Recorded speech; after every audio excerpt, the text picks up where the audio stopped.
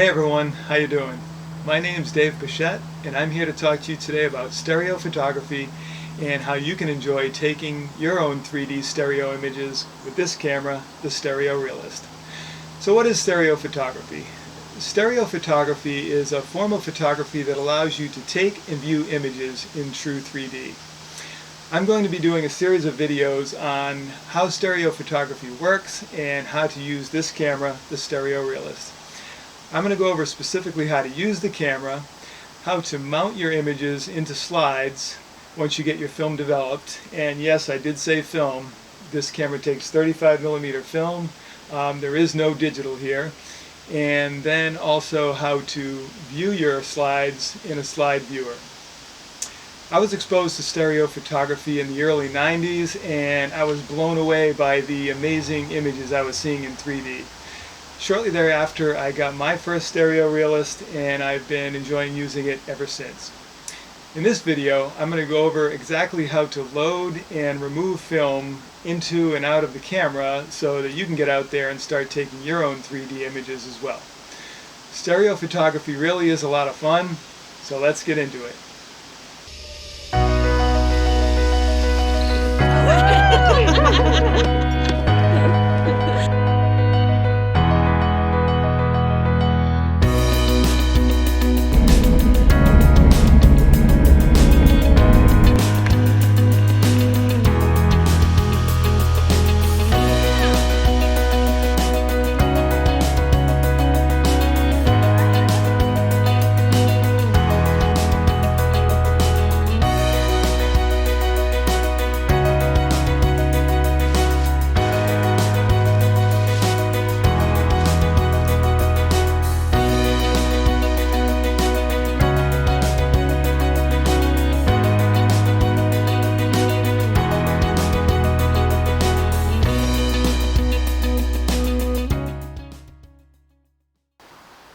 The Stereo Realist was invented by a man named Seton Roshwhite in the mid-1940s. He then took his design to the David White Company, who marketed and produced the camera.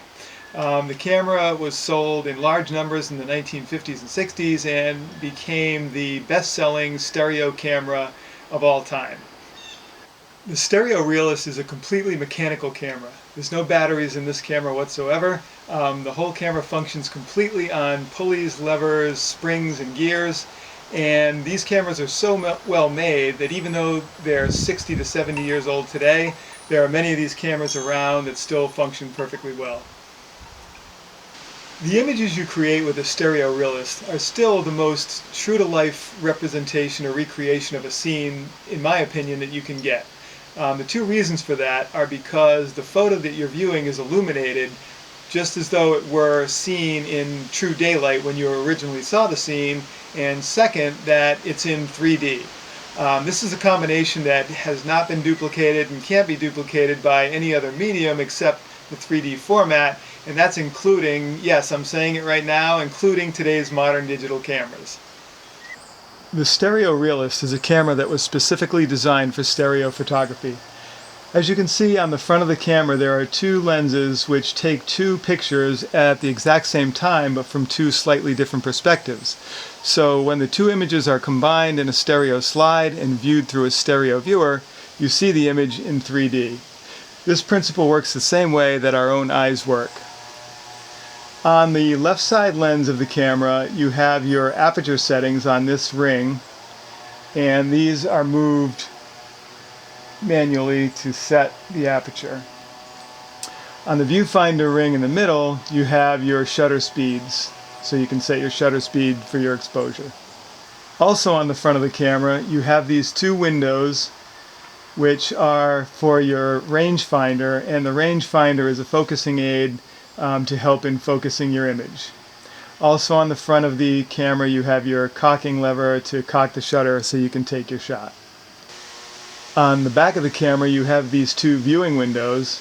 The window on the left is for you to view and compose your image or your photo, and the viewfinder window on the right is so that you can use your split level rangefinder to help focus your image.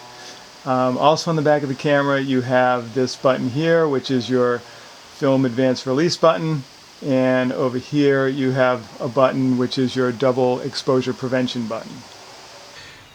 Some of the older versions of the camera, as you can see on this one, did not include the double exposure prevention button, as this was something that was added later on in the production run. On the side of the camera you have your focusing wheel, which you will use to focus the camera on your subject. On the top of the camera you have your film advanced rewind dial, your exposure counter, your flash hot shoe, your exposed film indicator, your shutter release button or your fire button, and there's also a port right here for a cable release, and of course you also have your rewind advanced knobs also on the top of the camera. The camera was designed to be used with 35mm color reversal film, transparency film, slide film as it's called, and then each pair of images would be mounted onto a stereo slide, which you could then later view in your stereo viewer to see your own photos in spectacular 3D. Whoa, that's awesome. So we're ready to start putting the film in the camera, so let's take a look at the camera. So this is the back of the camera, and on the top of the camera you'll notice this dial for rewind and advance for the film. We want to set that dial to R when we're loading the camera for rewind, so turn that dial to the R position. And I'll explain the reason why we want to do that in a couple of moments.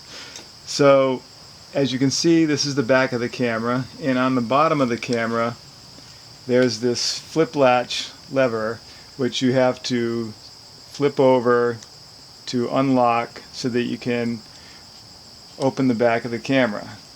So once you release that, the back of the camera comes off and you can see the area where you're going to be loading the film into the camera. So before you do that though, what I recommend is taking the back of the camera and putting it back on so you get a feel for how the back goes back onto the camera before you put the film in, because you don't want to be fumbling with it trying to figure it out once you've already got the film in the camera. So to put the film back on the back of the camera, you're going to line this metal tab right here up with the back of the camera as you hinge it onto the back. Okay, this metal tab has to go completely inside the metal frame here of the camera. It can't be on this outer groove. It's got to be completely inside, and you'll see that these two holes are going to line up with your viewfinder holes. So there's really only one way that this can go back on. But to make sure it sits properly, that metal tab has to be completely inside the camera. Okay, making sure that it's lined up so that it fits properly and flush with the edge of the camera, and then that will allow it to come across the back and seat properly. The last centimeter or so of the camera, as far as closing the back, you are going to have to press that in somewhat because it is spring loaded. The back plate has a pressure plate that's spring loaded, and this presses the film against the back of the camera. So that's why you're going to have a little bit of tension when you go to put that on. For the last centimeter or so, you have to press that in. That'll allow the back to seat properly, and then you flip the latch to lock it in place. So when you get the film back off of the camera, you'll notice on the inside of the camera there's these instructions, which are instructions on how to load the film into the camera. And so some of the cameras may have the instructions written inside like this, or you may have a version of the camera like this. One has with no instructions on the inside. And then others may have the instructions written here on the top edge of the camera, as you see here. So the reason I'm pointing this out is because it really doesn't matter whether or not your camera has any written instructions on the inside or not, because we're really not going to follow those instructions exactly how they're written anyway. So just to point this out also, so it says turn the sprocket to the white dot. So on this sprocket where the film is going to ride along as it gets transported onto the take-up spool, if you turn the sprocket, you get to a point where you see this white dot right here, okay, on the sprocket. The reason why they wanted you to get the sprocket to the white dot is because in the old days, the film leader on the film, which is this narrow part of the film right here, was much longer. So as you can see on this old roll of Kodak Kodachrome 25, the film leader is very much longer, and what that would have allowed you to do is to line the wide part of the film up with the white dot, and that would leave you enough leader to still reach the take-up spool. And so during the loading process, that allowed you to get the minimum amount of film onto the take-up spool and still get you to a point where you had unexposed film to take your first photograph with, and still leave the maximum amount of film in the canister left for you to shoot with. So again, since with the modern film that leader is very much shorter, we're going to end up having to cover over the white dot with the wide part of the film just so we can get enough film to get to the take-up spool. So again, you don't really have to worry about those instructions and the white dot, since we're really not going to be able to follow those quite the way they're written as we mentioned previously. But I just wanted to point that out so you had an explanation of why they had those instructions. It was because the way the old film was made back in the old days. When I got my first Stereo Realist, I saw these instructions and tried to do things the way they were stated on here, because in those days you didn't have YouTube or even the internet for that matter. So you know, I didn't have that to go by, so I just went by the instructions, and after a roll or two of film that I shot through the camera, I realized that lining up this white dot really didn't matter all that much. So anyway, just wanted to point that out because I didn't want this to be confusing for people, and so that they would understand that whether or not you have the instructions or not, it really doesn't matter. You're going to load the camera the same way regardless of which version you have. The reason why you want to have this dial set to R for rewind while you're loading the film is that will allow this sprocket to spin freely as you're loading the film across the back of the camera. So as you can see, it spins freely. If the dial is set to A for advance, what will happen is every so often this sprocket will stop because it's trying to get the film in the proper location to take a photograph. And so in order to get that moving again, you'd have to press in the film advance button and manually turn this sprocket with your finger to get it moving again as you're trying to get the film across the back of the camera onto the take-up spool. And that just makes things a whole lot more awkward. So with it set to R for rewind, that sprocket will just spin freely, and it just makes loading the camera a whole lot easier. We're going to be loading the camera with Kodak Ektachrome 100 color reversal film. There are other films out there that you could also use, such as Fuji Provia or Fuji Velvia. Also excellent films. I'm using the Kodak Ektachrome 100. It's a film I've used for a number of years, and I've always had good results with it. So yes, this is labeled color reversal film, but honestly I've never heard anybody refer to it as color reversal film. It's typically referred to as slide film or transparency film or maybe even chrome film. But you don't usually hear somebody come into a photography store and say, "Excuse me, do you have any color reversal film for sale?" No. Typically you just want to go in, ask for slide film, they'll know what you're talking about, and you'll be on your way.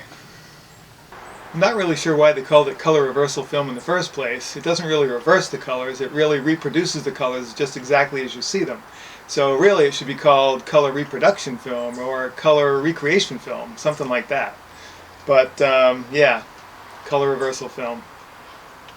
So where do you get slide film? Well, you can get it from your local photography store. They typically will carry it, or if they don't, I'm sure they can get it for you.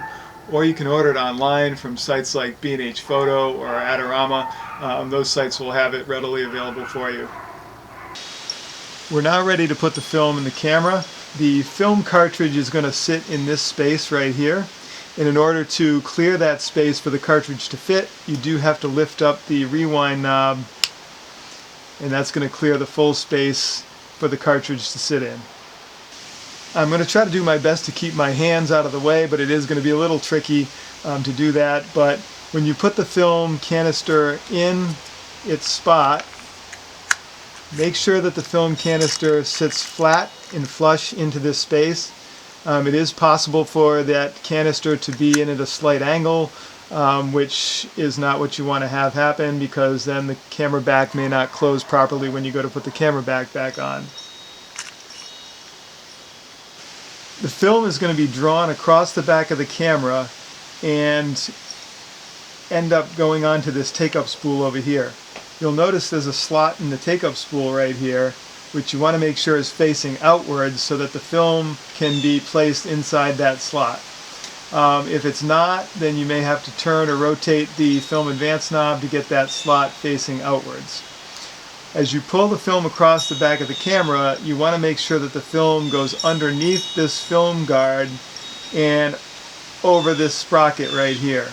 Okay, it's very important that the film go underneath this film guard. If it does not, then the camera is not going to function properly. The perforations on the film are meant to ride within this sprocket right here. So you can put the film rewind knob back down. Make sure it sits all the way down. You may have to turn it to get it to drop into place. Okay. Now you're going to take your film, draw it across the back of the camera, making sure it goes over the sprocket and underneath the film guard as seen here, and you draw it across so that you can then put the end of the film into the take-up spool in the slot on the take-up spool. So this is what it should look like at this point. Film is underneath the film guard and over the sprocket, as you see. Now you're going to take the end of the film and then place that end inside the slot, and the film's only going to go into that slot maybe about 1/8 of an inch or so. Okay, and once you've got that film in the end of the slot, you're going to turn your advance wheel in the direction shown on the arrow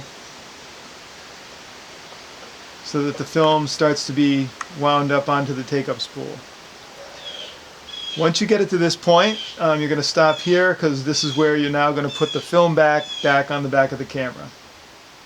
So as we put the film back on the camera, we want to make sure we're lining it up correctly so that the metal tab is inside the camera properly, so that it can fit and line up flush. That last bit you are going to have to squeeze down because the back is spring-loaded. So once you press that in, you're ready to lock the camera back in place. So you flip this lock lever back up, and the back is now back on the camera, and the camera is now light tight. So at this point, we're going to take this rewind advance dial and we're going to flip it to A for advance. And once we do that, we are going to wind the film advance knob until it stops. Okay, you're going to hear it click. Once that happens, you're going to press the film advance button so that the knob can release, and you're going to turn the knob again. And once the knob starts to turn, you instantly take your finger off that advance release button and turn the knob again until the camera advance rewind knob stops. And you're going to do that one more time. Press the button, start the knob turning, take your finger off and let it spin until it stops again.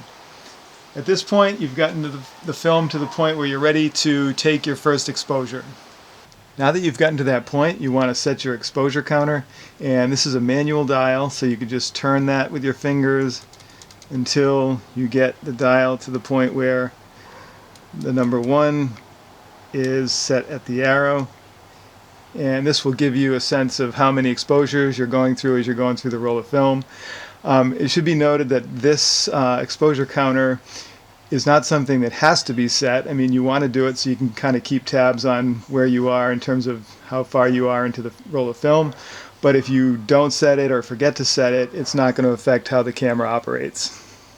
Once you put the camera back on the camera is now light tight.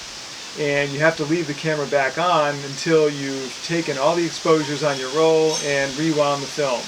If you take the back off the camera somewhere midway through, you're going to ruin the film that's exposed to light and therefore ruin the images you might have already taken on that roll. So remember, once the back goes on, it stays on all the way until you use up all the film and rewind it back into the canister. And that's the only time you then want to take the camera back off the camera to remove the film. So once you start taking photographs and you want to advance the film, again, you press in the advance release button, start to turn the dial, but as soon as that dial starts to move, you need to take your finger off of that button and advance the advance knob until it stops. If you start to advance the advance knob and hold your finger down on that button as you're doing it, the advance knob is not going to know when to stop and you're just going to keep cranking through the film. The other thing I want to point out is that as you turn the advance knob, it is going to have some resistance to it. It's not going to be very difficult to turn the knob, or it shouldn't be, so it's natural to have a certain amount of resistance as you turn the knob, but it should not be such that you really have to crank excessively with great force to move that. If that's the case, then something's not quite right and you need to potentially start over in the process or try to determine why that's not moving freely. The other thing to be conscious of is each time I advance the film, you'll notice that the rewind knob turns at the same time. Okay? That's telling me that film is being drawn off the film canister across the back of the camera and that everything's functioning the way it should and that I've loaded the film properly. So each time you advance the film and you see that wheel turning, that's telling you that the film is coming off the film canister that's in the camera, and that's what should be happening. And there you go. You're ready to go. You're ready to start shooting. Film is all loaded up, and that's basically it. It is a little tricky at first, but once you try it a couple times, you'll get proficient at it in no time. Now that you've got your film in your Stereo Realist and you've been out there shooting, ultimately you're going to get to the end of your roll of film. On a roll of 36 exposure film, you're going to get about 26 to 29 exposures on the Stereo Realist. That depends on how much film you initially wound onto the take-up spool when you were loading the camera. You'll be able to tell when you get to the end of the roll because you'll hit the film advance button to turn the knob to get to your next exposure, and you'll notice the film advance knob doesn't want to turn anymore. So that's how you know when you've reached the end of your roll, and that's the point where you're going to rewind your film. So that's actually probably the easiest part of the whole process, so let's take a look at that right now. Now that you've gotten to the end of the roll of film, you're going to want to rewind the film. I recommend rewinding the film as soon as you know you've gotten to the end. That way you don't forget about it and later on somehow accidentally take the back off forgetting you have film in there and therefore ruining the photos you spent all that time taking. Once you've reached the end of your roll of film and you're ready to rewind it, simply turn the advanced rewind dial on the top of the camera to R for rewind.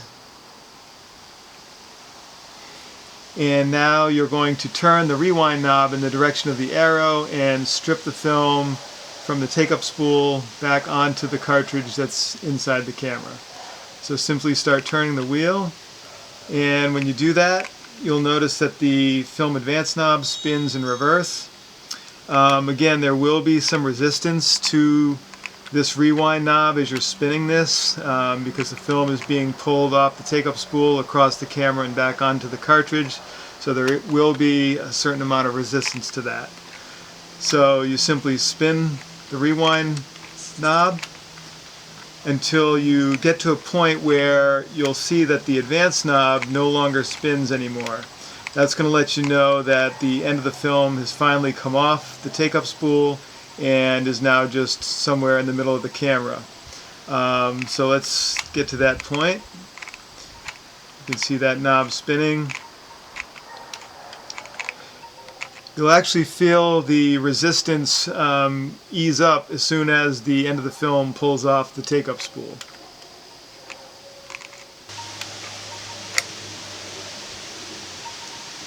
Now you'll see that the advance knob has stopped spinning, and the film is now, end of the film is somewhere in the middle of the camera.